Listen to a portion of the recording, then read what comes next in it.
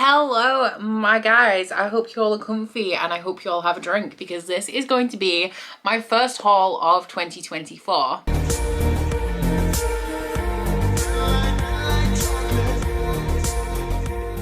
So if you watched, I don't even know what it was it my 2024 TBR or something? At some point at the end of last year, I expressed that I had a few goals for 2024. One of those was to read more books than I hauled because every year my TBR was just growing and it was getting to be a bit much. So we're also doing Shelve It or Scrap It, which is a vlog series I started this year, and everything I'm working on is trying to work through my own TBR without it becoming like really stressful or really restrictive or having a book buying ban or anything like that. So a little update on how that is going. So far this year I have read 35 books and I have hauled 32. I'm literally just on track, and it's actually only in April that things started to kind of ramp up a little bit because, as you will see, like I did go to a warehouse sale and picked up a lot of stuff really cheap. I had some special editions come in, but generally like we're doing all right, and I'm shook. I don't know why I'm shook, because I'm doing things to create a result, and when the result is happening I'm like shocked that it's actually happening. As usual, I'm not going to be including the majority of my standard monthly books from subscription boxes, while I will be including special editions outside of the subscriptions from those companies that I've paid for, just because those books are curated for me. So if I don't know anything about them, I don't really have anything to say in a haul. And we are going to be talking about 29 books in total today, with some of these being ones that I had hauled at the end of last year after filming my last haul of 2023. I am going to be linking all of the books that I talk about today down in my description box, so if you guys would like to check them out for yourself or get a little bit of extra information about the synopsis or anything like that, I do currently have an affiliate code for 2 online bookstores, and they are always going to be linked in my description box. They are Books Please and Sci-Fi. My code Becca in the Books will get you a 5% discount off either of those, and I will also receive 5% commission at no additional cost to you. Now both of these companies are actually a decent replacement for Book Depository, which, as we know, was it last year the Book Depository went out of business, as they offer flat rate shipping and really affordable shipping for the majority of countries around the world, and they also provide international editions. Like I have one US edition of a book that I managed to get from Sci-Fi that I will be talking about in this video. So from all of my videos going forward, like I used to link Book Depository, I will now be linking from Books Please and Sci-Fi with my code if you guys would like to purchase anything for yourselves. Getting into the haul, as usual, I have separated this into sections of where I acquired the books. The biggest one by far is like up to here on me. It's right in front of the camera. You just about cannot see the stack of books. It's very big. I also have special editions that I bought from subscription boxes, books I've got out from the library, which is my new toxic trait, one book that I got secondhand, and one that I picked up at an event. So we'll start with the smallest stack. I recently was invited to a lunch with Scarlett St. Clair for the launch of A Touch of Chaos. I had an amazing time. I will link the vlog if you guys want to check it out. This one is the final book in the Hades and Persephone series. I did get this book at the event as like part of the thing, and I also had it signed and personalized to me by Scarlett St. Clair, which was great. But oh, this is my like little name tag as well from the like place setting. I'm honestly just thrilled that I was invited still. But this is the final book in the Hades and Persephone series by Scarlett St. Clair, which is a contemporary fantasy series. Well, it's actually more of an alternate history because it's set in a world where the gods came down and kind of started to live amongst the mortals. So the city that this is set in is New Athens. We have alternating perspectives in this series, so there's 4 books from Persephone's perspective. This is the final of Persephone's, and there's 3 books from Hades. Persephone is studying, I think it's the university just called New Athens University, and she's also interning as a journalist. One day she goes to Hades' invite-only club and he offers to teach her to play poker. However, what he doesn't tell her is that if she loses, she will be indebted to him. So he ends up trapping her in a bargain where she has to make life in the underworld. The only problem is that despite being the goddess of spring, everything she touches withers and dies. So she is desperately trying to get in tune with her powers to get herself out of this contract. Obviously, they're gonna fall in love. I've read the first 2 books in this series and I actually really like it, so I'm very excited to continue on in the future. The book that I picked up secondhand was sent to me by the lovely Leanne from Literary Diversions, and it is the 3rd book in the Discovery of Witches series, the All Souls series by Deborah Harkness. I have actually, is it? Yeah, it's there. I've just started book 2. I'm like 30 pages in, but this one is essentially Twilight for adults, which I totally did not expect going into this series. I thought it was going to be super pretentious because we're following a witch called Diana who doesn't really practice magic, but she works at Oxford and she summons this manuscript from the library that just happens to be a manuscript that has been lost for centuries and pertains to the creation of the supernatural creatures in this world. So in the days that follow, like, she sends the manuscript back because it's not helpful to her project, and in the days that follow, demons, witches and vampires start to congregate around her to try and convince her to summon the manuscript and give it to them. One of the people that turns up around this time is Matthew, who is an ancient and powerful vampire that ends up dedicating himself to trying to protect Diana from all of the people that are desperate for this manuscript. Like I said, it sounds kind of pretentious, set at Oxford, deals with manuscripts, has a lot of details about history because Deborah Harkness was previously a historian. It's Twilight for adults. I ate up book 1. I'm hoping that I eat up book 2 and then eventually also eat up book 3. Right, let's talk about the library. So I started getting books from the library that I had to read but didn't want to buy because I'm trying not to buy books. But now what I do, one of these books is one that I picked up that I shouldn't have when I was dropping off books, and my new toxic trait is putting holds on books at the library that have, like, I don't know, they're already reserved. I can't have them right now. They're on order. I can't have them right now. And then they come in and I'm shocked that they came in and now I have to read them,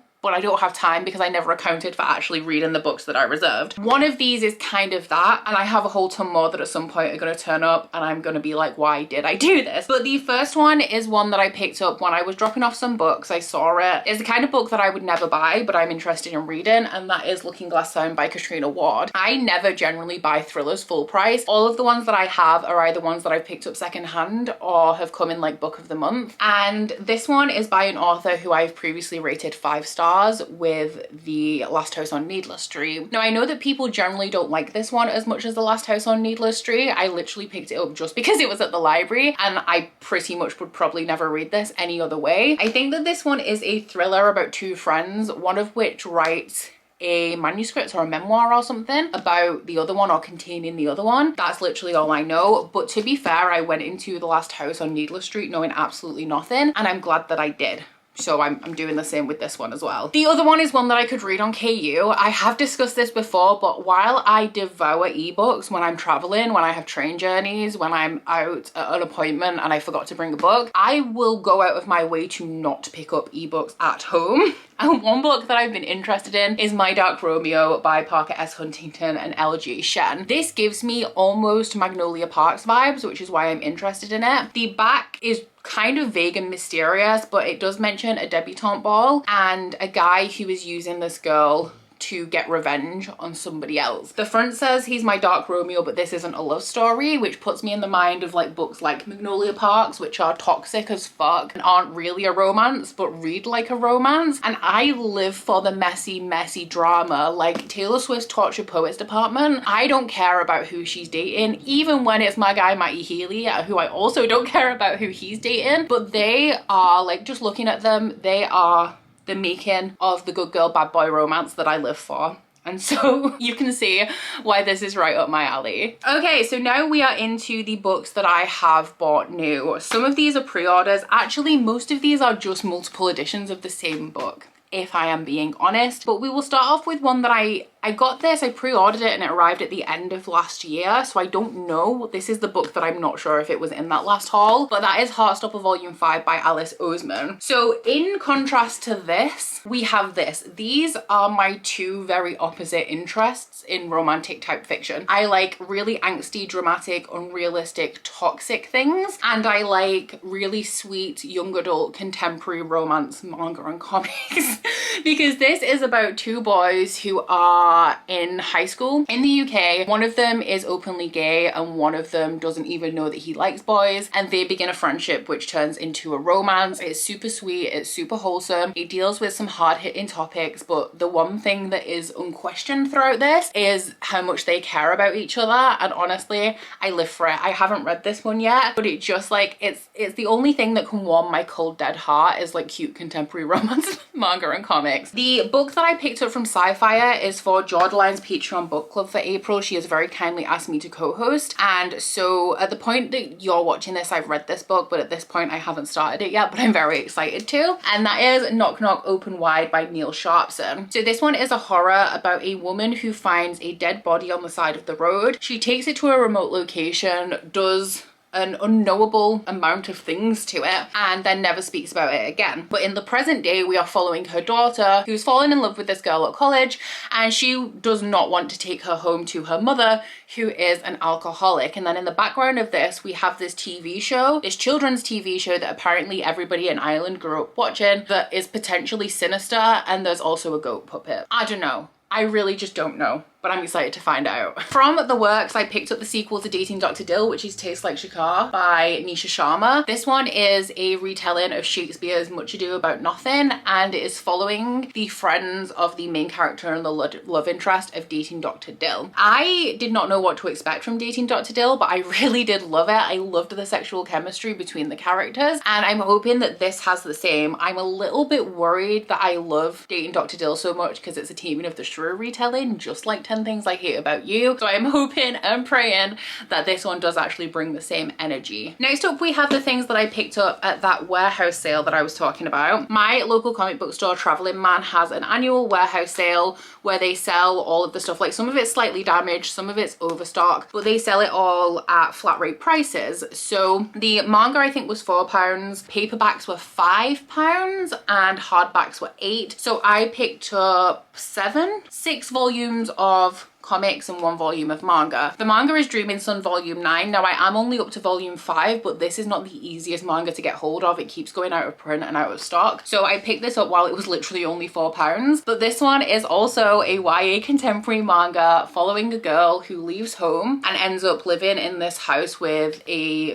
group of like teenage guys. She finds the landlord of this house passed out in the park, and he says that she can go and live with him if she finds his missing house key, tells him why she ran away, and has a dream and falls in love. It has a little bit of a bizarre setup. Also some like problematic content like fat phobia and like a love interest, considering this girl's a teenager that's like quite a bit older than her, but it also has like the really fun, light, contemporary vibes that I really love in graphic format. I also picked up volume 9 of the Buffy reboot, which is another series that I think I'm up to volume 4 of, but I'm also reading it alongside Angel, which intersects it. This one is a reboot of the 90s TV show, which is my favorite show of all time, where it brings the characters into 2019. So the fashion, the technology, the language, the pop culture is all updated while still keeping the characters, like staying true to the characters and the themes of the show. So once again, while this was £5 instead of £10.99, it's slightly bent on the edges, which is why it was reduced, but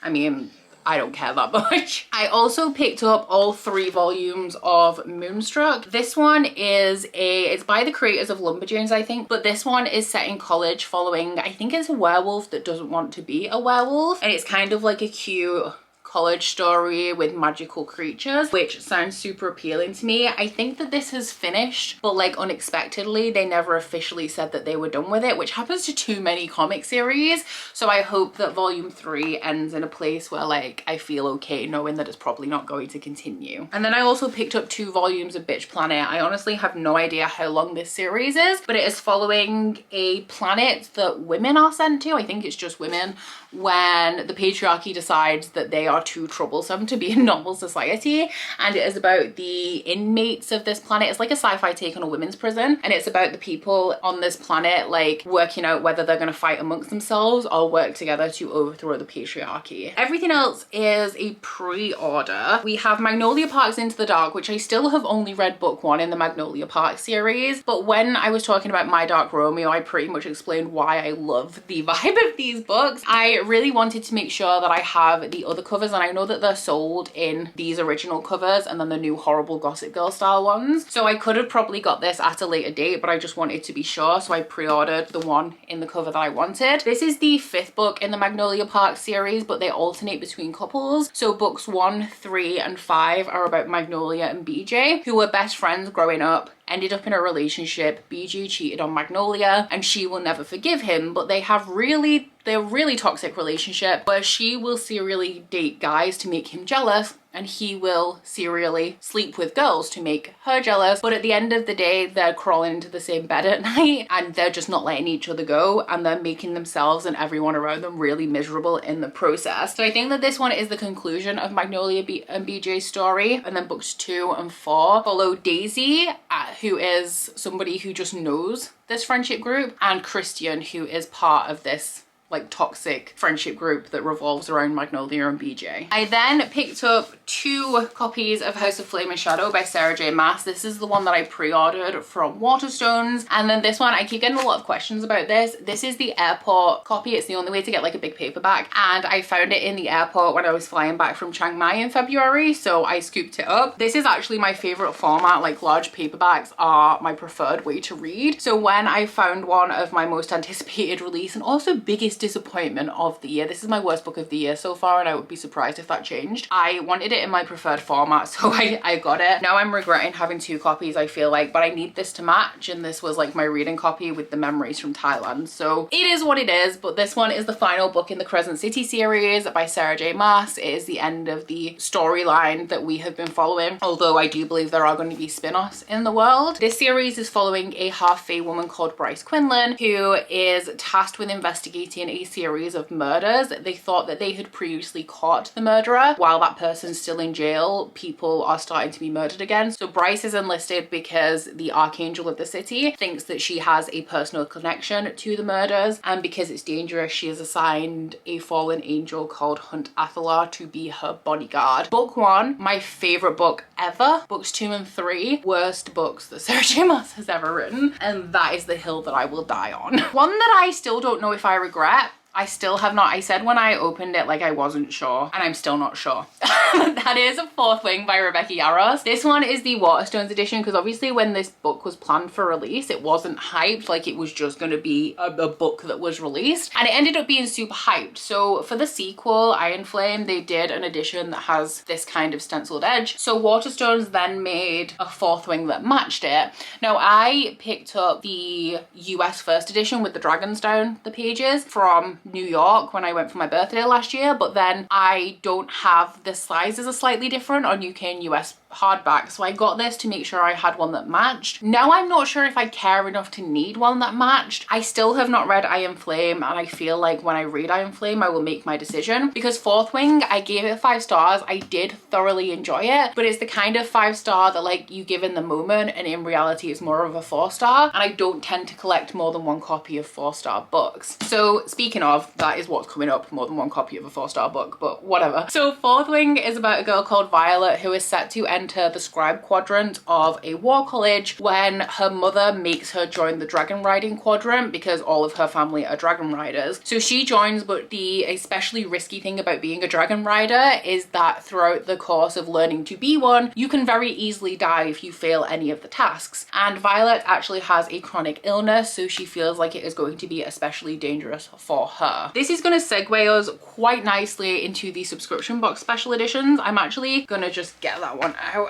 because I have, and I know guys, I know, 4 editions of Empire of the Damned by J. Kristoff. I do not believe that I'm going to always have 4 editions of this series. I believe that eventually I'm going to cut it down to 2, but until I make that decision, the collector's items, I do not doubt that they have value, so I don't mind getting all 4. Empire of the Vampire, I'll tell you what it's about first before I show you the different editions. It is an adult grimdark fantasy following a guy called Gabriel who is the last Silver Saint. This story story is told in Name of the Wind style. So you have a present tense where he has been captured by the vampires. The vampires are taking over the world and he is to be executed, but they would like his life story as the last Silver Saint so that it can be, like, go down in history like his story. So he then starts telling his story from the beginning, like growing up, how he ended up becoming a Silver Saint, and also on the like biggest mission of his career where he was looking for essentially like the holy grail of the vampires. I really liked Empire of the Vampire, but I personally prefer Nevernight more. Nevernight is one of my favorite series of all time,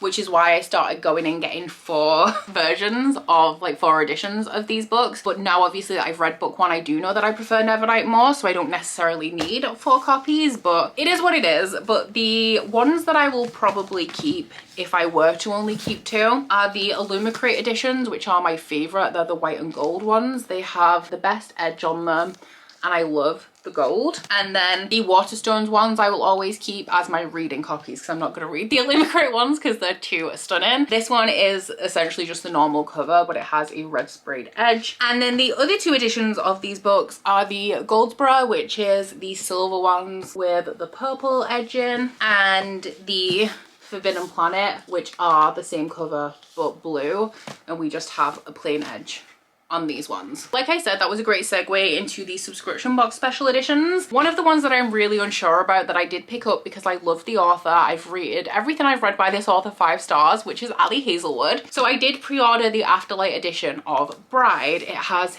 a gorgeous edge on it. I just don't love paranormal romances in general. I'm more of a classic like high fantasy romance kind of girl, and this does also include Knotting, which is, I mean, no kink shaming ever on this channel. I have read Knotting before though, and I personally didn't love it. If anyone can make me like Knotting and paranormal romance though, it's my girl Ali Hazelwood, so I'll give it a try. And this one is about, I'm pretty sure that she's got little fangs. It's a vampire that is sent to marry a wolf for some sort of peace treaty. Honestly, I haven't looked at the synopsis too much because I bought it based on the author, not like what the actual book is about. Like I said, I don't collect multiple editions of 4-star books usually, but what I do is collect multiple editions of 5-star books. So we have the Fairyloot Iron editions of the Red Rising series by Pierce Brown, which is my favorite series of all time. Now, this is the second set of Red Rising books that Fairyloot have done. The first ones are my prized possessions, and I actually think I like them a little bit more